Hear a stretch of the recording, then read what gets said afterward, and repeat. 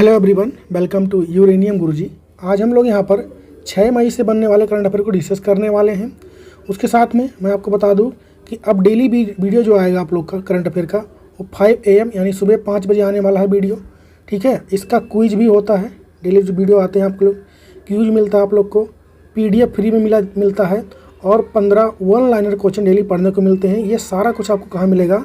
या तो WhatsApp group join कीजिए या तो टेलीग्राम ग्रुप ज्वाइन कीजिए आप लोग। लिंक डिस्क्रिप्शन में दे रखा है या फिर इस नंबर पर आप व्हाट्सअप भी कर सकते हैं। और अप्रैल महीने का वीडियो भी आ चुका है तो आप लोग उसे देख सकते हैं। उसका PDF चाहिए तो भी इस नंबर पर आप संपर्क कर सकते हैं। चलिए स्टार्ट करते हैं आज का सेशन।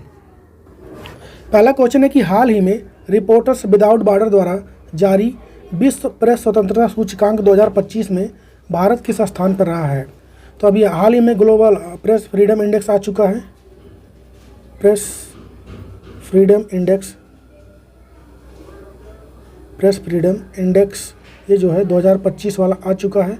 सबसे पहली बात, इसको जारी कौन करता है? तो यहाँ पे लिखा हुआ आप देख सकते हैं, रिपोर्टर्स विदाउट बॉर्डर्स को जारी करता है। ये कहाँ की संस्था है? तो फ्रांस की संस्था है जो इसको जारी करती है। इस बार टोटल कितनी कंट्रियाँ थी इसमें?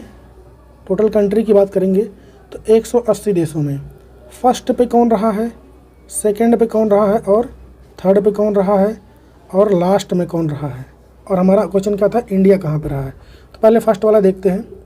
फर्स्ट पे कौन रहा है इसमें? तो वो रहा है नॉर्वे। फर्स्ट पे कौन है? नॉर्वे। सेकंड में एस्टोनिया। सेकंड पे कौन है? एस्टोनिया देश हो जाएगा। थर्ड पे बात करेंगे हम लोग, थर्ड पे कौन हो जाएगा? नीदरलैंड। थर्ड पे कौन हो जाएगा? तो नीदरलैंड यहाँ पर तीसरे स्थान पर है। और अगर लास्ट की बात करेंगे तो इरिट्रिया देश है। ये कौन सी देश है? इरिट्रिया देश यहाँ पर लास्ट में रहने वाला है। अब बात आती है कि इंडिया किस रैंक पे है, अपना भारत देश किस रैंक पे है? तो 151 रैंक पे भारत है। कितने कंट्रियों में? 180 में। अगर हम लोग 2024 से कंपेयर करेंगे भारत का रैंक यहाँ पर, तो 2024 में 159 था, जो कि सुधार देखने को मिला है। लेकिन इस रिपोर्ट में कहा गया है कि भारत का जो प्रेस है वो खतरे में है। किस कॉन्टेक्स्ट में कह रहे हैं कि खतरे में है? क्योंकि जो भारत की मीडिया है वो गवर्नमेंट से बात नहीं कर पाती, मतलब सरकार तक पहुंच इनकी नहीं है। ये लोग सरकार जो बोलती है उसी को फॉलो करते रहते हैं। गोदी मीडिया जो होती है, गोदी मीडिया, इस शब्द का भी जिक्र इस रिपोर्ट में किया गया है। ठीक है, कि सरकार तक इनकी पहुंच नहीं है, जो सरकार बोलती है उसी को ये फॉलो करते हैं। कुछ ही प्रेस वाले हैं जो वहाँ तक क्वेश्चन आंसर कर सकते हैं सर से, मतलब सरकार से। तो ये इस रिपोर्ट में कहा गया है। तो थोड़ा सुधार तो हुआ 151, पर खतरे में बताया गया है। आंसर हमारा क्या हो जाएगा? 151। अपने पड़ोसी देश का भी हम लोग देख लेते हैं। पड़ोसी देश का भी मैं इसको इरेज कर देता हूँ। कौन है पड़ोसी देश? एक तो आपका नेपाल हो गया, चाइना हो गया, पाकिस्तान हो गया, ठीक है, और बांग्लादेश। इनका भी हम लोग देख लेते हैं, कंपैरिजन करने में आसानी रहेगा। तो नेपाल की बात करेंगे तो इसकी रैंक है 90। चीन की बात करेंगे तो 178 आउट ऑफ 180 है ये। पाकिस्तान की बात करेंगे तो 158 है ये आउट ऑफ 180। और बांग्लादेश की अगर हम लोग बात करेंगे तो ये है 149 प्लेस पर। तो ये सारे भारत के जो पड़ोसी देश हैं और इनका रैंक है। मालदीव का 104 है, श्रीलंका का 139 है, इसको भी जान लीजिए आप। तो ये सारा कुछ रहने वाला है। और इसी दिन क्या मनाया गया? विश्व प्रेस स्वतंत्रता दिवस मनाया गया 3 मई को। उसी दिन ये रिपोर्ट आता है। इस बार इसका विश्व जो प्रेस स्वतंत्रता दिवस है, थीम यानी विषय क्या रहने वाला है? तो बहादुर नई दुनिया में रिपोर्टिंग, प्रेस स्वतंत्रता और मीडिया पर आर्टिफिशियल इंटेलिजेंस का प्रभाव। तो ये हो गया आज का दूसरा क्वेश्चन यहाँ पर। ये भी यहीं पर आप लोग लिख लीजिए इसको। एक चीज़ और, यहाँ पर एक अवार्ड भी दिया जाता है, इसको आप लोग इसके साथ ले लीजिए। हम लोग इरेज कर रहा हूँ मैं। एक अवार्ड दिया जाता है जो यूनेस्को के द्वारा दिया जाता है। UNESCO Guillermo award. कौन सा अवार्ड है? UNESCO Guillermo award. ये अवार्ड भी यहाँ पर दिया जाता है। तो इस बार ये किसको मिला है अवार्ड? तो निकारागुआ का एक प्रेस है, एक अखबार है निकारागुआ का एक अखबार है। क्या नाम है उसका? ला प्रेस। उसका नाम है ला प्रेस। इसको ध्यान रखें, ला प्रेस को इस बार यह अवार्ड दिया गया है। तो इतने क्वेश्चन यहाँ से बन सकते थे, तो बाकी हम लोगों ने इसको देख लिया। बढ़ते हैं आगे। अब करेंगे प्रीवियस ईयर रिवीजन कि हाल ही में अंग्रेजी को आधिकारिक भाषा के रूप में किसने नामित किया है? तो USA ने। हाल ही में तीसरी साबा महिला चैंपियनशिप 2025 ये किसने जीत लिया है? तो इसको जीता है भारत ने। हाल ही में हैरत उत्सव ये कहाँ मनाया गया है? तो जम्मू कश्मीर में ये मनाया जाता है। हाल ही में सबसे अधिक गिद्धों की जनसंख्या किस राज्य में दर्ज की गई है? तो ये मध्य प्रदेश में है। आप लोग कमेंट में बताइए कि जो मध्य प्रदेश है चीता लाने वाला है किस देश से? अभी लेटेस्ट वाला जो न्यूज है। नेक्स्ट क्वेश्चन है कि हाल ही में अंगोला अंतर्राष्ट्रीय सौर गठबंधन में शामिल होने वाला दुनिया का किस नंबर का देश बन गया है? तो बात किसकी आई है? इंटरनेशनल सोलर अलायंस की। पहले इसको समझते हैं होता क्या है। क्लाइमेट चेंज को लेके आपको पता होगा हर साल एक समिट होता है जिसे हम लोग कॉप के नाम से जानते हैं, कॉप के नाम से। तो एक हुआ था COP 29, कब हुआ था ये? 2015 में। इसकी होस्ट मतलब किसने किया था? तो वो किया था फ्रांस के पेरिस में इसका आयोजन किया गया था। वहीं पर फ्रांस और भारत ने यहाँ पर सहयोग से ISA का फॉर्मेशन हुआ था, यानी इंटरनेशनल सोलर अलायंस का फॉर्मेशन हुआ था। तो इसमें हुआ क्या था? तो अगर ये हमारा देखें यहाँ पे ये क्या हो जाए, बीच में क्या होता है? इक्वेटर होता है, ऊपर क्या होता है? ट्रॉपिक ऑफ कैप्रिकॉर्न, और नीचे क्या होता है? ट्रॉपिक ऑफ कैंसर होता है। तो इन ट्रॉपिक ऑफ कैंसर से लेकर के ट्रॉपिक ऑफ कैप्रिकॉर्न, इसे हम लोग बोलते हैं कर्क रेखा, इसे बोलते हैं मकर रेखा। इनके बीच में जितने भी देश आते हैं सब लोग सोलर टेक्नोलॉजी जो है आपस में शेयर करेंगे। ये इसका उद्देश्य था उस समय जब ये बनाया गया था COP 21 के समय में 2015 में। तो यही था। बाद में क्या हुआ, इसमें और भी देश शामिल होने लगे और 122 देश शामिल थे इसमें। और अभी हाल ही में अंगोला इसमें शामिल हुआ है और यह 123 नंबर का देश बन गया जो इसमें शामिल हुआ है। तो ये था इंटरनेशनल सोलर अलायंस के बारे में। अगर हम लोग बात करें इसका स्थापना कब हुआ, यानी फॉर्मेशन कब हुआ इंटरनेशनल सोलर अलायंस का? तो 2015 में हुआ, आपको पता ही है। 30 नवंबर 2015 को इसका फॉर्मेशन होता है। एकमात्र इंटरनेशनल ऑर्गेनाइजेशन है जिसका हेडक्वार्टर भारत में है। कहाँ पर इसका हेडक्वार्टर? तो गुरुग्राम हरियाणा में है, दिल्ली NCR भी कहते हैं उसको, ठीक है। वर्तमान में इसके DG कौन है? तो वो हैं आशीष खन्ना। कौन है इसके DG? तो वो हैं आशीष खन्ना। इतनी बातें यहाँ से आपको ध्यान रखना है। हमारा आंसर क्या हो जाएगा? 123 नंबर का बना है। हाल ही में इन्होंने साइन किया। ये हैं अंगोला के प्रेसिडेंट, इसकी बात ध्यान रखें। थोड़ा अंगोला के बारे में देख लेते हैं हम। इसकी कैपिटल क्या होती है? अंगोला की कैपिटल क्या होती है? तो लुआंडा। यहाँ की कैपिटल होती है लुआंडा। और करेंसी जो यहाँ पे मुद्रा चलती है वो है क्वांजा। मुद्रा की बात करेंगे यहाँ की तो क्वांजा मुद्रा यहाँ पे चलता है। तो इतनी बातें आपको यहाँ से ध्यान रखनी है। अंगोला से रिलेटेड हो गया, इंटरनेशनल सोलर अलायंस से हो गया। बाकी हमें क्या ध्यान रखना है कि 123 नंबर का अंगोला देश इसमें बन चुका है, शामिल हो चुका है। नेक्स्ट है कि किस देश के जुरोंग रोवर को मंगल ग्रह पर प्राचीन महासागर के समुद्र तटों के साक्ष्य मिले हैं? तो यह है चीन का।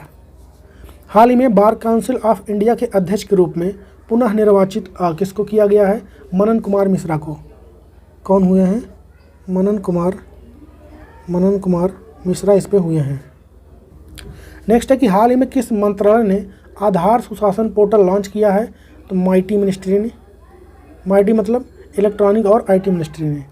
CISF ने प्रशिक्षण केंद्र का नाम बदलकर किसके नाम पर रखा है अभी हाल ही में? तो राजादित्य चोलन के नाम पे। राजादित्य चोलन के नाम पे ये रखा गया है। अगला क्वेश्चन है कि हाल ही में लगातार दूसरी बार एंथनी अल्बनीज किस देश के प्रधानमंत्री चुने गए हैं? तो ये चुने गए हैं ऑस्ट्रेलिया के। और इनको प्रधानमंत्री नरेंद्र मोदी ने बधाई भी दिया है लगातार दूसरी बार इनके प्रधानमंत्री बनने में। आंसर क्या हो जाएगा हमारा? ऑस्ट्रेलिया के हैं। ऑस्ट्रेलिया की बात करेंगे तो कैपिटल क्या होती है इसकी? कैनबेरा होती है। क्या कैपिटल होती है इसकी? कैनबेरा इसकी कैपिटल होती है। यहाँ पे ऑस्ट्रेलियन डॉलर चलता है अगर मुद्रा की हम लोग बात करेंगे। अगर हम लोग बात करें ऑस्ट्रेलिया के बारे में और तो यहाँ का जो ग्रास लैंड है उसका क्या नाम है? पेन चेंज कर लेता हूँ मैं। ग्रास लैंड की बात करें यानी घास का मैदान, उसका क्या नाम है? तो उसका नाम होता है डाउन्स। क्या नाम होता है? डाउन्स नाम होता है। प्यासी भूमि का देश, कंगारू का देश। प्यासी भूमि का देश ऑस्ट्रेलिया को ही बोलते हैं हम लोग। कंगारू का देश ये भी किसको बोलते हैं? तो ऑस्ट्रेलिया को ही बोलते हैं। दुनिया का सबसे बड़ा कोरल रीफ आपको यहीं देखने को मिलेगा। कोरल रीफ को हिंदी में क्या बोलते हैं? प्रवाल भित्ति। प्रवाल भित्ति यानी कोरल रीफ सबसे बड़ा यहीं पे देखने को मिलेगा। क्या नाम है? Great barrier reef. क्या नाम है इसका? ग्रेट बैरियर रीफ इसका नाम हो जाएगा। तो ये भी यहीं देखने को मिलेगा। और हाल ही में 18 साल से कम उम्र के बच्चों के लिए सोशल मीडिया को बैन किसने किया था? तो वो भी ऑस्ट्रेलिया ने ही किया था। तो इतनी बातें होगी ऑस्ट्रेलिया से, हम लोग बढ़ते हैं आगे। नेक्स्ट है कि हाल ही में किसे अज्ञेय स्मृति सम्मान से सम्मानित किया गया है? उदय प्रकाश को। किसको किया गया है? उदय प्रकाश को किया गया है। हाल ही में किस राज्य सरकार ने प्रोजेक्ट हिफाजत को स्टार्ट किया है? तो इसको किया है पंजाब ने। किसने किया? पंजाब ने किया। हाल ही में मुशफिकुर रहीम ओडीआई क्रिकेट से संन्यास लेने की घोषणा इन्होंने किया है। इनका संबंध किस देश से है? तो ये बांग्लादेश में है। आप लोग कमेंट में बताइए बांग्लादेश में कौन सी करेंसी चलती है। हाल ही में लोसार महोत्सव ये कहाँ पर मनाया गया है? तो ये पता है आप लोग को कहाँ का है? लद्दाख का। और कमेंट में बताइए कि भारत का सबसे बड़ा नेशनल पार्क का क्या नाम है और कहाँ स्थित है।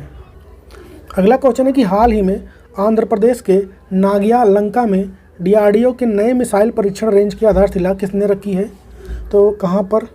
आंध्र प्रदेश के नागिया लंका में आधारशिला किसने रखा है इसका? तो रखा है प्रधानमंत्री नरेंद्र मोदी ने। किसने रखा है? प्रधानमंत्री नरेंद्र मोदी ने किया है। यहाँ से इसरो डीआरडीओ जो है टेस्टिंग करने वाला है चीज़ों की, मिसाइल की। इसका लागत कितना आने वाला है, यानी खर्च की बात करेंगे तो लगभग 1460 करोड़ रुपए यहाँ पर इसका लागत रहने वाला, इसको ध्यान रखें। बात डीआरडीओ की आई है तो हम लोग इसको बारे में देख लेते हैं। Defence research and development organisation, ये इसका हो जाएगा फुल फॉर्म। इसका स्थापना कब हुआ, यानी फॉर्मेशन, तो हुआ 1958 में। इसका हेडक्वार्टर आपको मिलेगा नई दिल्ली में। और वर्तमान में इसके प्रेसिडेंट कौन है, हेड कौन है इसके? तो डॉक्टर समीर बी कामत इसके हो जाएंगे। इसका ध्येय वाक्य क्या होता है? आदर्श वाक्य जिसे हम लोग कहते हैं आदर्श वाक्य, वो क्या होता है? ये एग्जाम में पूछा गया था एक बार। बलश्य मूलम विज्ञानम, बलश्य मूलम विज्ञानम इसका आदर्श वाक्य है। इसको भी ध्यान रखें। कुछ और क्वेश्चन हम लोग देखते हैं डीआरडीओ से रिलेटेड। तो अभी हाल ही में डीआरडीओ ने सुखोई 30 मार्क 1 से ग्लाइड बम जो होता है, लंबी दूरी का ग्लाइड बम का सफल परीक्षण किया था। उसका नाम क्या था? तो गौरव नाम था। और अभी हाल ही में मल्टी लेयर क्लॉथिंग सिस्टम, ठंडी में आर्मी के लिए कपड़ा बनाया इन्होंने। क्या नाम रखा उसका? हिम कवच। और रुद्रम 2 जो मिसाइल है इसका सफल परीक्षण अभी हाल ही में हुआ था, जो कि कहाँ से कहाँ मार करता है? तो हवा से सतह। तो ये कुछ और क्वेश्चन होगा डीआरडीओ, इसको ध्यान रखें। हमारा आंसर क्या हो जाएगा? नरेंद्र मोदी ने।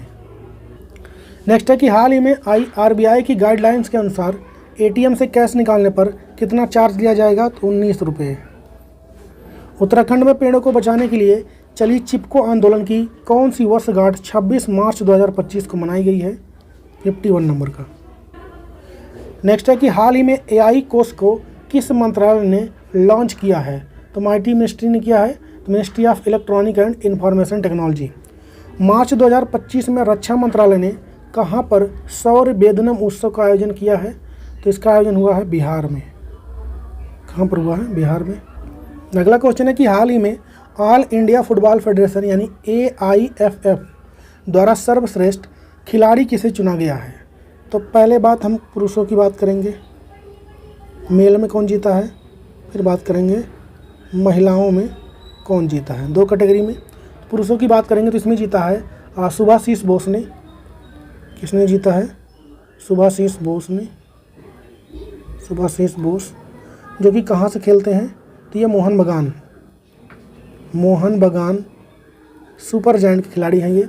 महिलाओं की बात करेंगे सौम्या गुगलोथ को मिला है। किसको मिला है?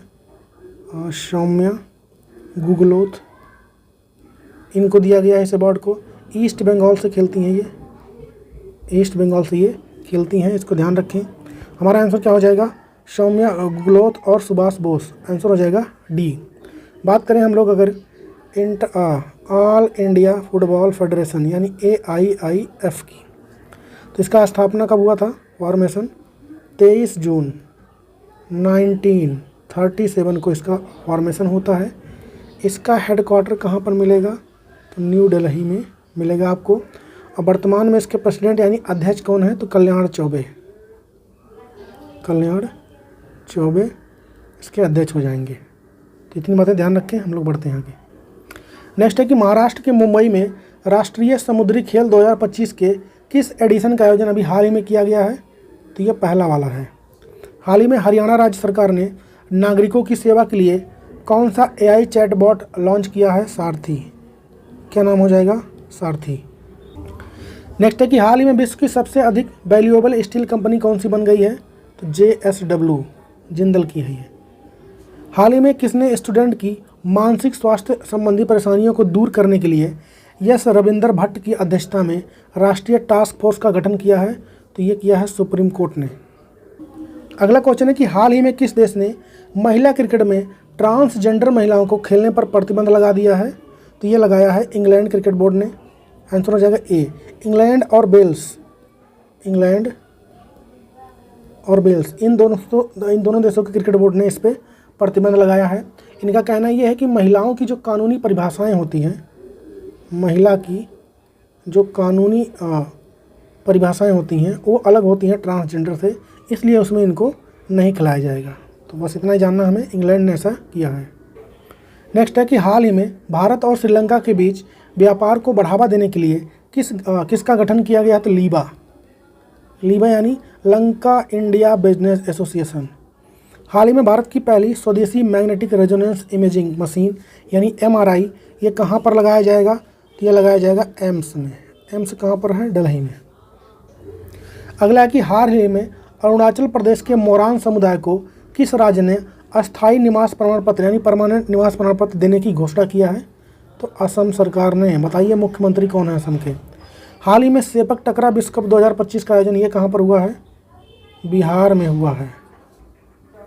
अगला क्वेश्चन है कि हाल ही में IMF द्वारा जारी ग्लोबल इकोनॉमिक आउटलुक रिपोर्ट में भारत किस स्थान पर रहा है? तो ग्लोबल आउटलुक की रिपोर्ट की बात करेंगे तो इंडिया की रैंक इसमें रही है 4th। भारत किस प्लेस पर रहा है? 4थे प्लेस पर। फर्स्ट पे कौन रहा, सेकंड पे कौन रहा और थर्ड पे कौन रहा? इसको भी जान लेते हैं हम लोग। तो फर्स्ट पे कौन हो जाएगा इसमें? वो है USA। सेकंड पे कौन है? वो है चीन। और थर्ड पे कौन है? तो वो है जर्मनी। ये तीनों देशें रही हैं। भारत रहा 4थे पे। हमारा आंसर क्या हो जाएगा? 4। सबसे बड़ी अर्थव्यवस्था कौन सी है ये बताता है ये रिपोर्ट। IMF की बात आई है तो इसका स्थापना कब हुआ था? 1944 में इसका स्थापना होता है और ये मतलब एक्टिव कब होता है? 1945 में। दोनों बातें ध्यान रखें। हेडक्वार्टर इसका कहाँ मिलेगा? Washington DC। DC मतलब डिस्ट्रिक्ट ऑफ कोलंबिया होता है। वर्तमान में इसके हेड कौन है? तो क्रिस्टलिना जॉर्जिवा। कौन इसकी हेड है? क्रिस्टलिना जॉर्जिवा इसकी हेड है वर्तमान में। इसको भी ध्यान रखना है आपको। अगला है कि US ओपन 2024 की बात करें तो हार्ड कोर्ट पे खेला जाता है। 1881 में इसकी शुरुआत होती है। मेल में कौन जीता है? तो जैनिक सिनर ने इसको जीता है, इटली के हैं। फीमेल में कौन जीता? आर्यन सवालेंका जो कि बेलारूस से बिलोंग करती हैं। हाल ही में विश्व मौसम विज्ञान दिवस ये कब मनाया गया है? 23 मार्च को मनाया जाता है। कब? 23 मार्च को। हाल ही में जारी ग्लास लिंक इंडेक्स 2025 में टॉप पर कौन सा देश रहा है? तो वो रहा है स्वीडन। हाल ही में नई दिल्ली में आयोजित हुए दूसरे खेलो इंडिया पैरा गेम 2025 में पहले स्थान पर कौन रहा है? हरियाणा रहा है। अगला क्वेश्चन है कि हाल ही में USA ने किस देश का HawkEye 360 जो है तकनीक बेचने की मंजूरी दिया है? तो ये USA बेचने वाला है किसको? भारत को। ये एक टेक्नोलॉजी है जो कि किस चीज़ में मदद करेगी? तो सर्विलांस करने में यानी निगरानी रखने में, सर्विलांस करने में मदद करने वाला है, क्योंकि भारत छोड़ने वाला सैटेलाइट उसमें इसका प्रयोग करेगा वो इस टेक्नोलॉजी का। अर्थ के लोअर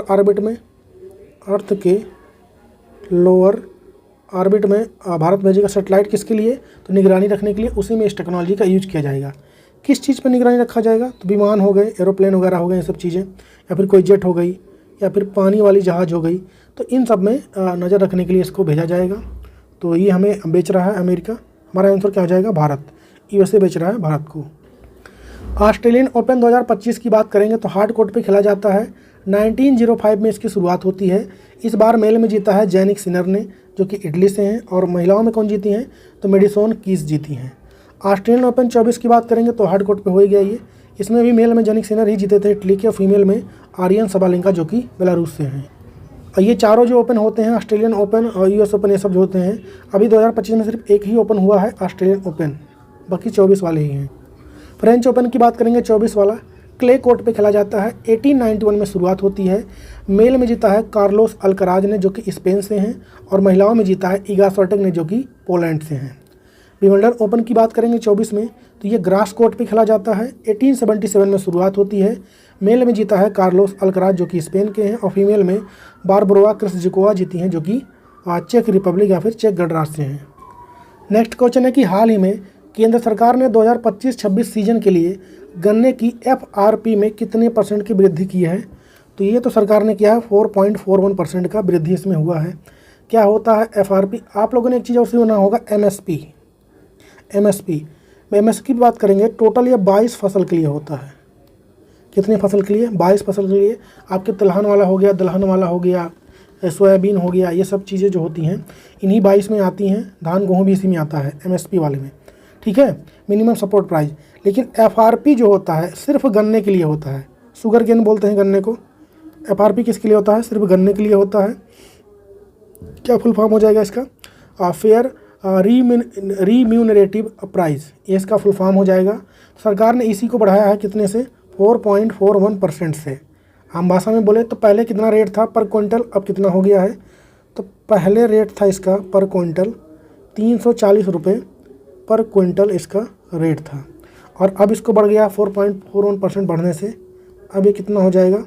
355 हो जाएगा, यानी 15 रुपये ये पर क्विंटल बढ़ने वाला है, ये रहने वाला है। ये पैसा कौन देता है? तो जो शुगर केन मिल होती हैं वहाँ पे, मतलब इस पैसे को उनके द्वारा किसानों को दिया जाता है जब वो गन्ना उनको देते हैं, जहाँ पे चीनी बनता है, शुगर बनता है, ठीक है। अगर भारत में गन्ना उत्पादन के मामले में देखेंगे, गन्ने की उत्पादन की बात करेंगे तो उत्तर प्रदेश नंबर 1 पे है। लेकिन चीनी के प्रोडक्शन की बात करेंगे, चीनी यानी शुगर की बात करेंगे, तो उसमें महाराष्ट्र नंबर 1 पे है। हमारा आंसर क्या हो जाएगा? 4.41%। नेक्स्ट क्वेश्चन है कि मिस यूनिवर्स इंडिया 2024 ये किसने जीत लिया है खिताब?